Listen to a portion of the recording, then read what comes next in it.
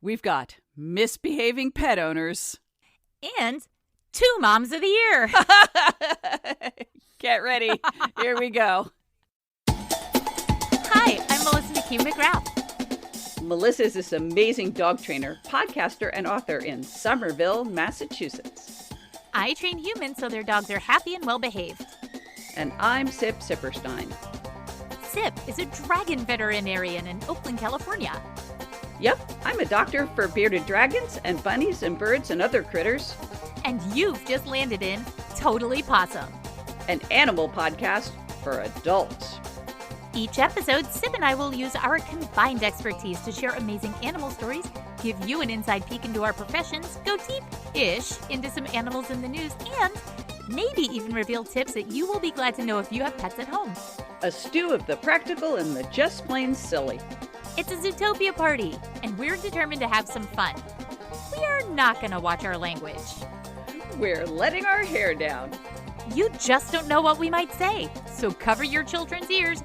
You've been warned, unless your kids are cool with massive piles of kinky cicada sex, magical raccoon dog testicles, and occasional swearing. It's your call, folks. Hey, Melissa. Hey, Zip. We have something to tell our listeners. Oh? Do you have something to tell me, too? We're having a T-shirt giveaway. Oh, right. Yes. Melissa and I have a couple of Totally Pawsome T-shirts that I had made just for us. But the company accidentally sent us a few extras. And we decided, rather than wear a whole bunch of T-shirts at once, that we would give away a couple of these T-shirts. I think it's a great idea because they're really comfy. They're really soft. They're totally cute. I mean, totally Pawsome, if you will. And honestly, I don't need 6 of them. So I gave one to my husband, and Ace didn't want one, but Captain did. So yeah, his hot spots wanted it. So his little skin condition. But yes, so we will definitely repost a picture of Captain. Yes. Captain Love wearing a Totally Pawsome T-shirt. It is our podcast logo. There's only one caveat. You have to be a small or a medium. Exactly. A women's small or medium. You never told your husband it was a women's shirt, I have right? not. And he looks smashing. It really brings out his feminine figure. So there you go. If you're a guy who has no problem with wearing a small or medium women's T-shirt, you could be the lucky winner. You could be the lucky lady. All you have to do is email us at totallypawsomepod@gmail.com. That's totallypawsomepod@gmail.com. Oh, I see what you're doing. I thought you meant email us that, that you're 5'7" and 130 pounds. I don't know what you were going for. And in order to pick our winner, we will be asking you to send us either a story idea that we select for the pod. Yes. And or fan art. So you can make your attempt at drawing something that we mention in the show. And it does not have to be good. Right. It just has to make us laugh. So, which, as you can tell, is not that hard to do. So send us your story idea and or fan art, and then we are going to select a winner sometime in the next few weeks. So get those to us, and we will send you a T-shirt. I think that's a fantastic idea. Yeah. We'll even pay for postage. Yes. And, if if you also want to leave us an iTunes review, we would happily accept that too. Oh, yeah, sure. Yeah. We'll take a review. Well, a anything you five. really want to give us, we'll take. I like chocolate. I like taxidermy. Oh, God, don't send me taxidermy. All right, shall we start the show? I think that's a great idea. Let's start the show.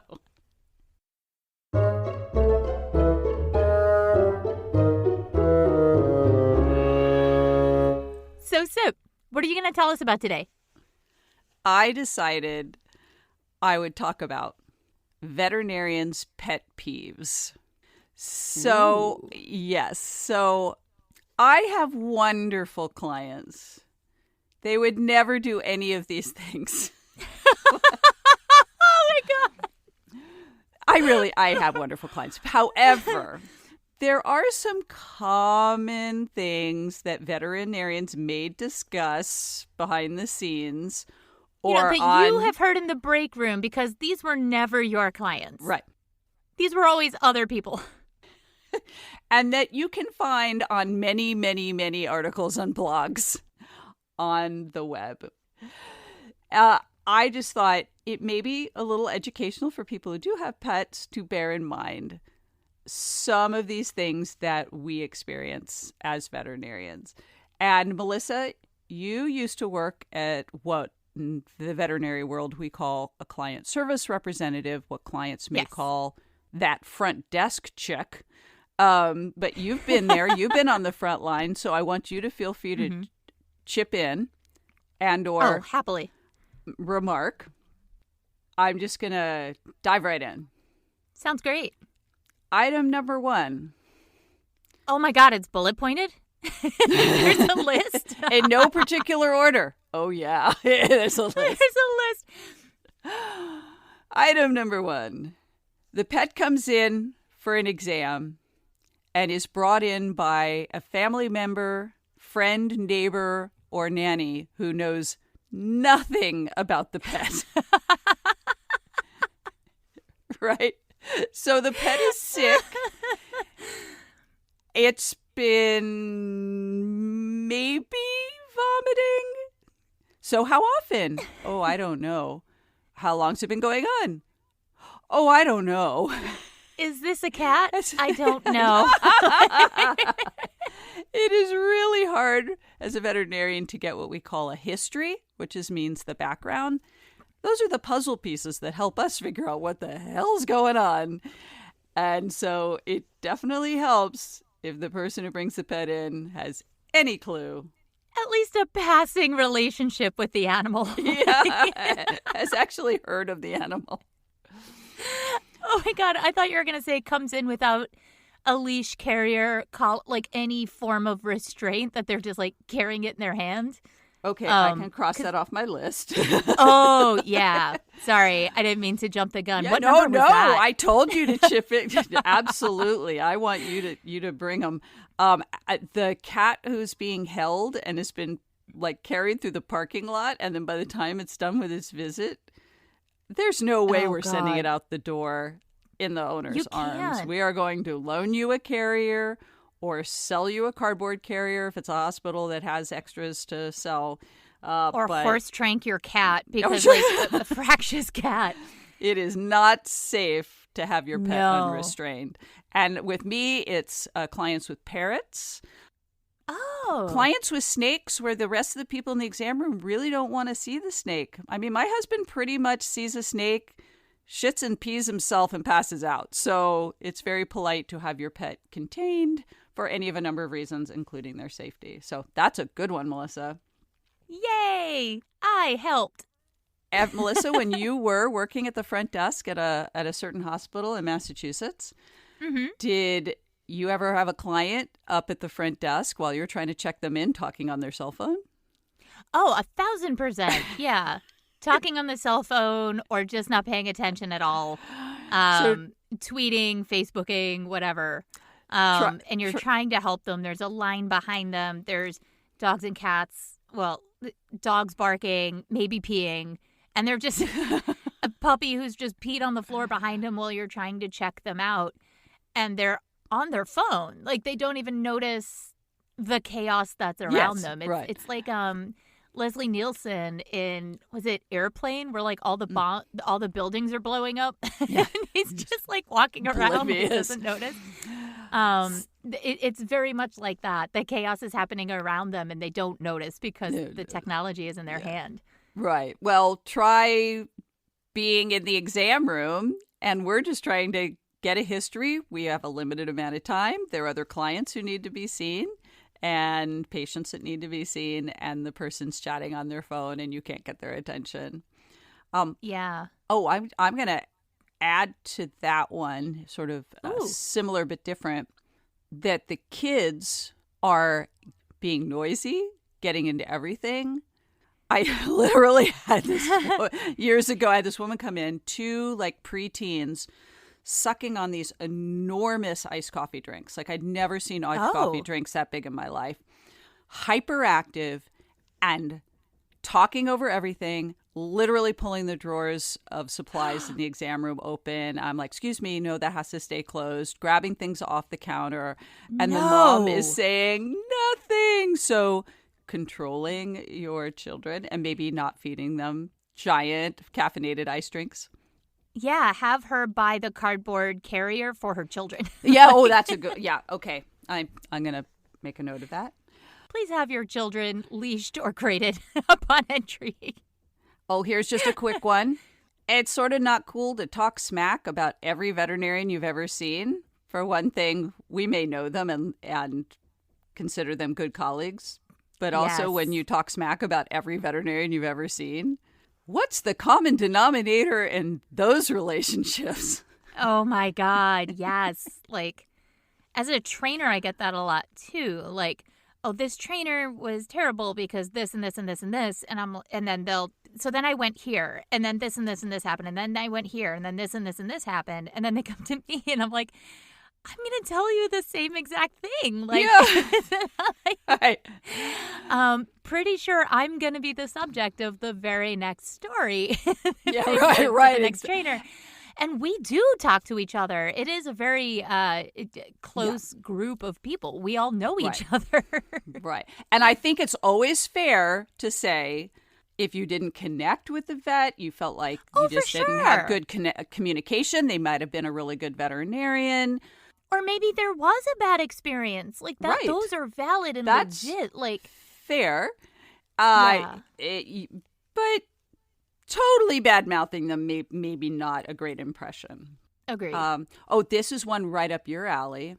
The client doesn't say anything about a certain issue with their pet that they really ought to tell you the second you walk in the exam room to do the exam. Yes. What's that, Melissa? He hates people, or he doesn't like strangers, or he's aggressive. Like, it doesn't even matter what the thing is. I mean, I'm sure you have one in mind, but for me, like, I can't tell you how many client calls I get called in for he's just jumping, or he's hyper, or I need help with loose leash walking, and then I get there and the dog is fucking Cujo. And I am at risk if I have an intern or an assistant with me or a student with me who's learning to be a dog trainer. It puts them in harm's way. Right. Not being completely upfront. And I understand why. In some cases, it might be embarrassment about the behavior, because there's this whole idea that there's no bad dogs, only bad people. Exactly where I was going to go. Yeah. There are some asshole dogs, but there are also some asshole people. But it's not just, there's a level of embarrassment and feeling like you might be judged if you're completely honest. Yeah. Or it might be that you really do think, oh, no, I just need help with the jumping, and then maybe this aggression will go away. But no, like, the aggression is the problem. Yeah.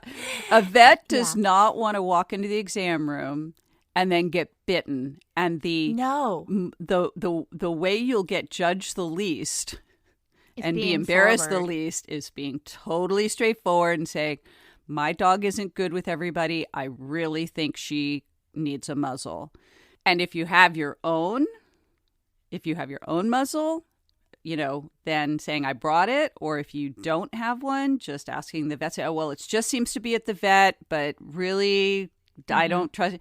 And for a while, I had a dog who was a very, very sweet dog, but in very specific situations, when I would bring her in to get a blood test or, forget about getting her temperature, she needed a muzzle just to keep things safe, So don't be embarrassed by that dog. Be embarrassed if the dog bites the vet or the technician. I mean, I'd be aggressive, too, if someone tried to shove something up my butt to help me. Right. And I think another part of that is when clients think that if they hold the pet, it'll be better. And it's not, because sometimes the pet is fearful and guarding the owner in the exam room. And the owner trying to hold the pet not only can make things worse, it's a legal issue for veterinary hospitals. We really have to limit how much owners are holding a pet in case something does happen, because there are potential legal ramifications. So if the vet says, no, I'm sorry, I really need to have my technician hold, or I need to do this, or no, you can't come in the surgery suite while I'm doing surgery. You need to honor that. I think the holding thing is actually something that, and also surgery, but the holding thing in particular is really fascinating to me, because there are very specific holds that technicians are trained to use. Correct. Even me being as a front desk welcome person, receptionist at the time was the title. I don't know if that has since changed. Even then, I was not allowed to hold. I knew how to do holds, but I didn't know how to do medical holds. And those are very different than just holding your puppy back in a way that doesn't increase stress, that keeps your veterinarian or whoever's doing an examination on your pet safe. I have since had technician and vet friends show me how to hold, so I could be useful in certain situations, especially because as a trainer, I might need to teach that dog to be comfortable with that hold. So I've had very good luck as a trainer learning some of those techniques, so that way I could condition dogs to being held in that way, which has gone on to help some of my veterinarian friends. But you're not just holding. Right. Because the head has to be not necessarily restrained, but you have to limit the movement without choking out your dog. Right. It's not like a 5-round fight in the UFC. You want to hold the dog safely so it can't turn and bite. They're like Gumby, and same with cats, things like that. So it's very important to let your technician do it or your veterinarian do it, and it's not a slight on you. And even if only my dog only lets me do it, understandably, but maybe you can work with a trainer who knows these holds to get your dog used to it from other people as well. Well, and the thing is, while it may look like if you just saw someone doing it, you could do it right away, the truth is learning to do those holds properly takes practice. It is not just what you think you see. Technicians, veterinarians, vet students have to practice to get it just right, to keep the pet safe and to keep the staff safe. So right. So we don't have to get into this one, but no shows and late clients.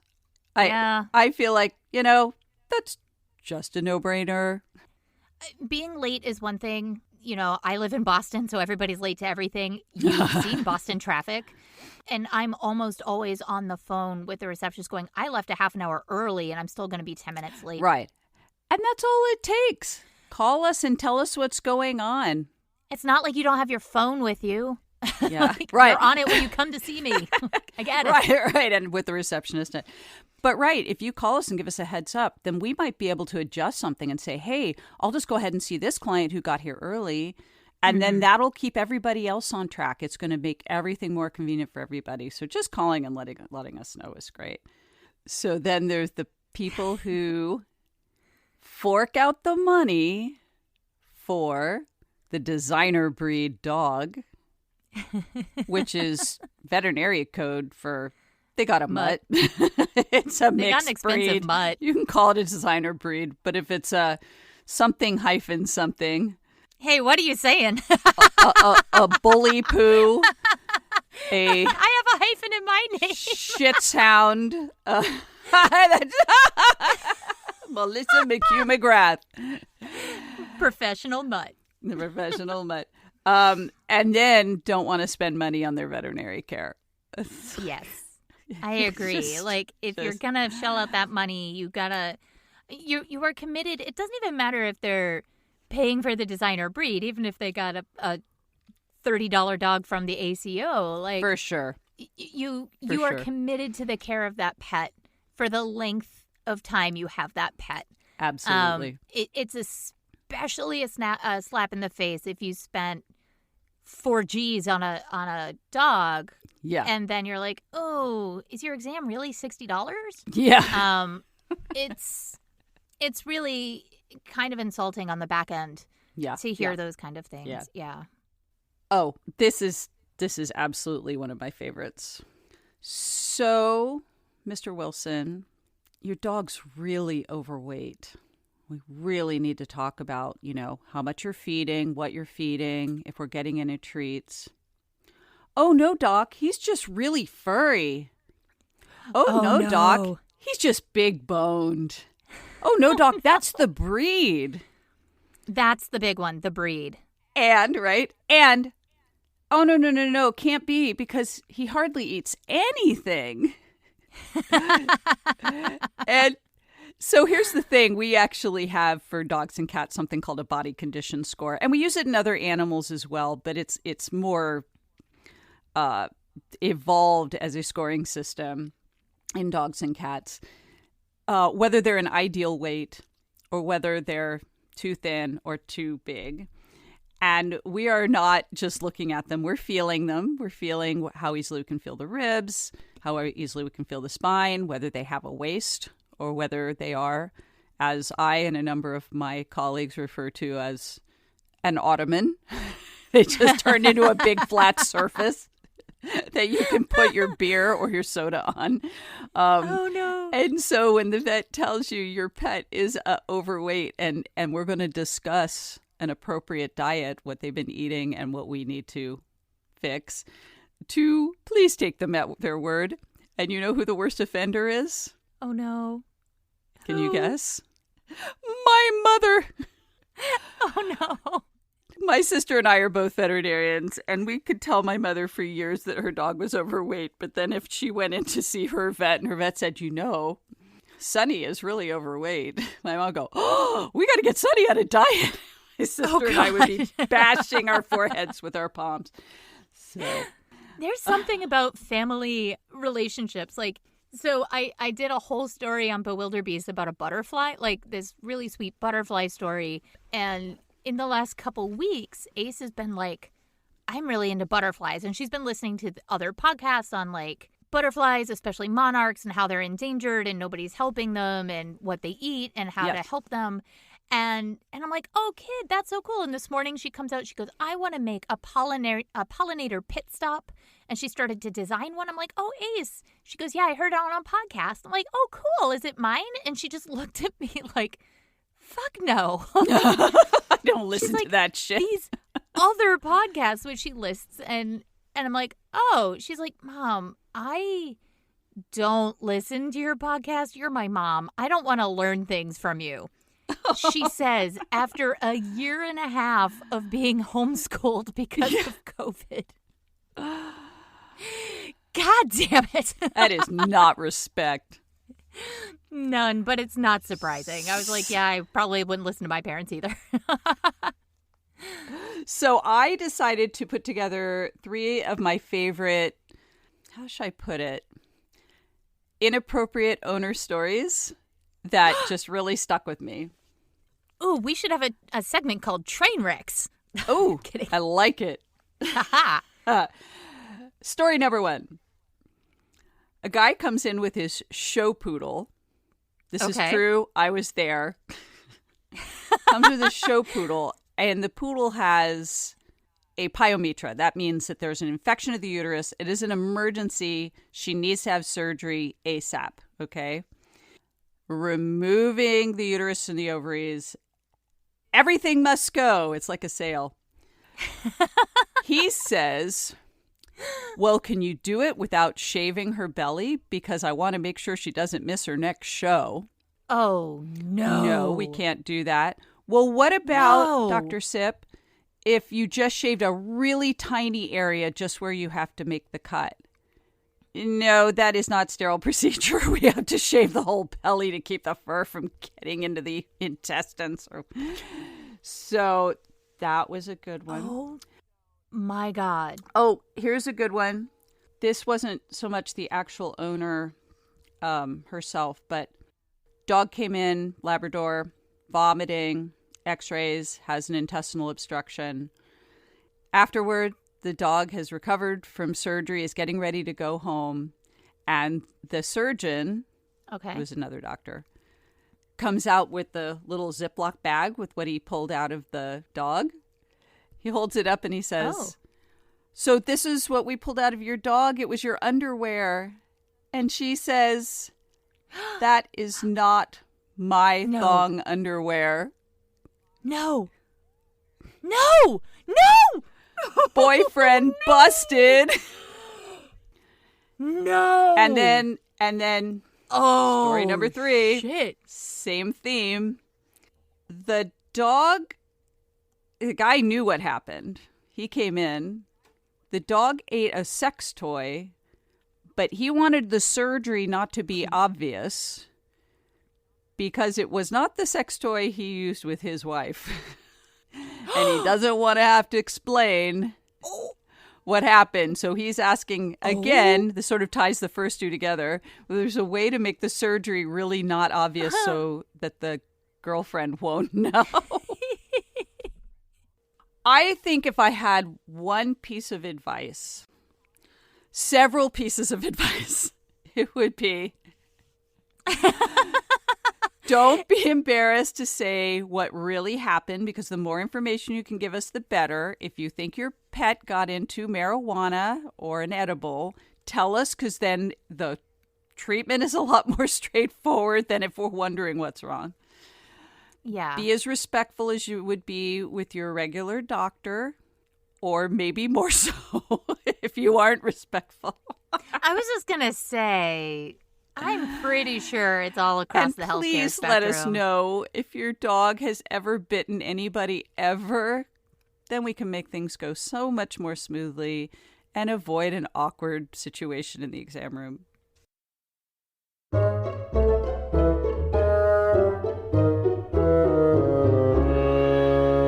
I texted you because I'm a professional procrastinator. So I texted you this morning saying, please tell me you don't know anything about the Quokka. You're like, please, I want to smooch and squeeze one. That's what I said. Do you know anything about their parent? Yep. Do you know anything about their parenting style? Don't Google it. You're like 24/7 ice cream? I mean, if that was their parenting style, I'd want to be adopted by a Quokka. Oh, honey, you do not. We'll get to it. The animal I'm going to discuss today is the Quokka.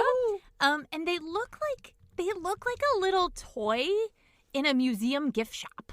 They're about the size of a cat, like a little domestic cat, and they look like maybe a Disney-fied mini bear. Yes. Their head is really big, their bodies are fat and fuzzy, their eyes are big and wide. And in many photos, like Quokka selfies are a thing. Yeah. I don't support it because I don't think you should be taking selfies with wildlife, but they are cute. But the main reason they're so cute is they always look like they're smiling. It is just they just look like they're smiling. They have these big cheeks. They really do look like a Disney character in real life. And that smile is called a natural smile. And other animals have it too, like dolphins and axolotls, right? Yeah. And no one knows why this is a thing, which makes them hands down the most photogenic creature on Earth. What I find funny when I'm like scrolling through the pictures is that they look so happy, even derpy or like mid-bite. Like if you mean like mid-eating, not mid-flesh bite. Yes, like mid. Correct. Or maybe that would be even funnier. Fan art. The evil Quokka. There's no known courtship rituals, though it does seem to be female-led. In that if the male is interested, he kind of like sidles up next to her, Like, so I'm imagining like a little Quokka bar. The Quokka pickup like a little joint. classy joint. What would you call a Quokka bar? A Quokka dive. I mean, the smiling Quokka just sounds dirty.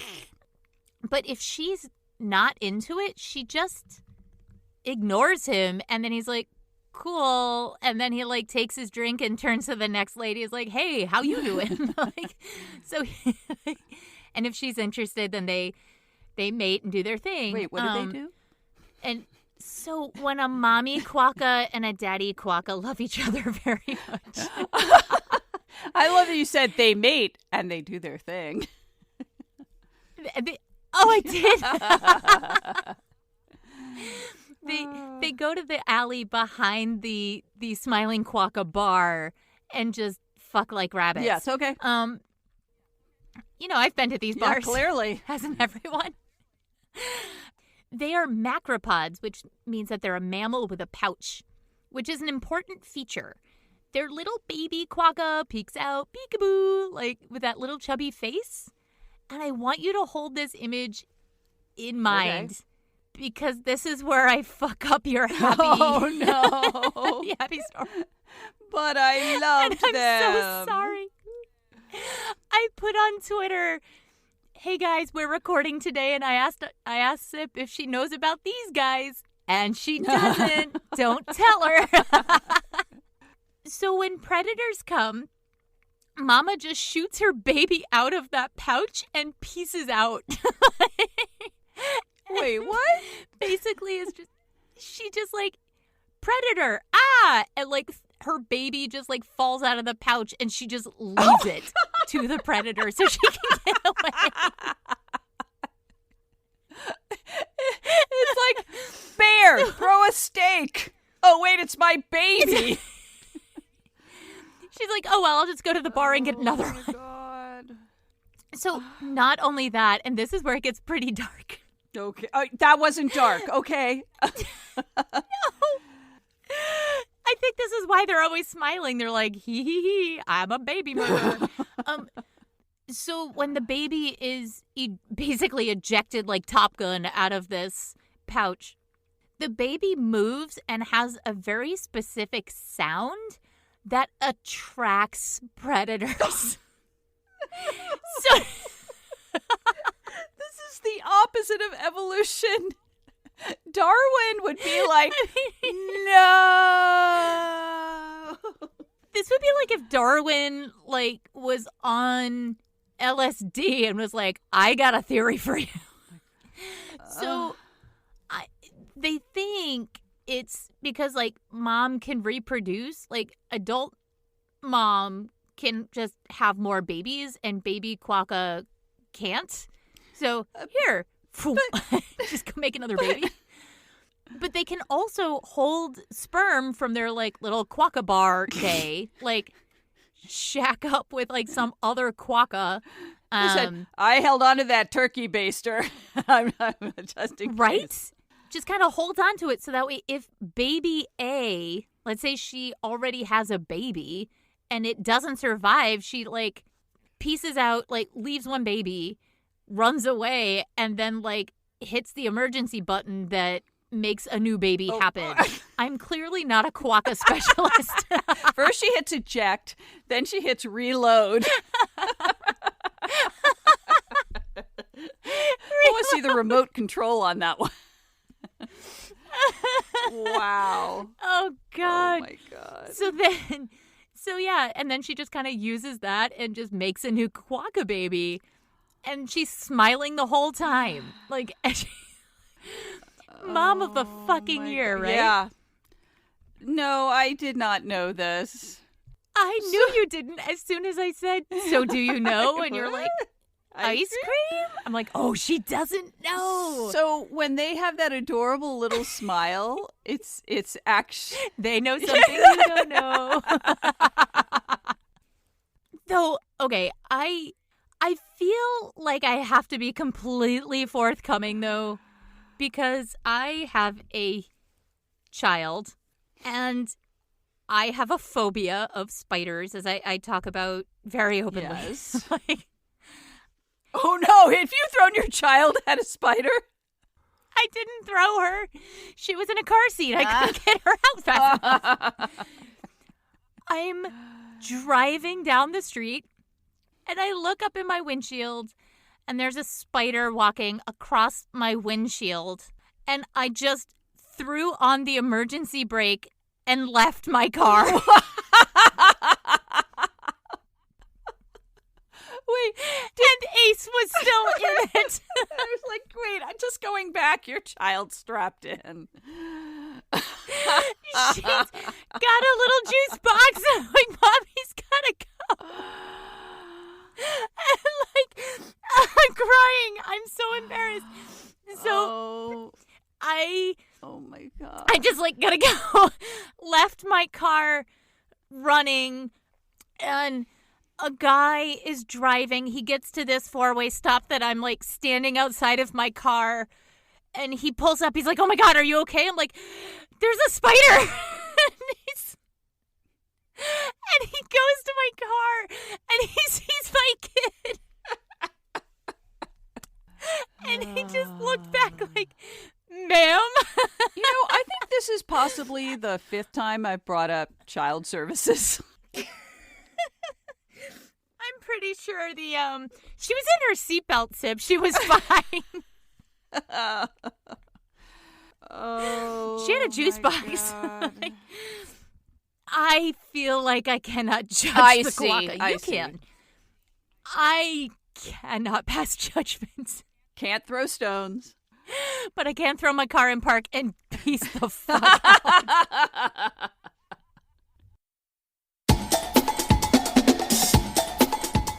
Sip, we're at the end of the podcast. Holy bat guano, where does the time go? Our music is by Jason Shaw with additional music by Ableton Live. This week, our thanks go out to veterinarians and all their infinite patience, and to the guy who helped Melissa with the spider incident and didn't call the authorities. Seriously, dude, thanks.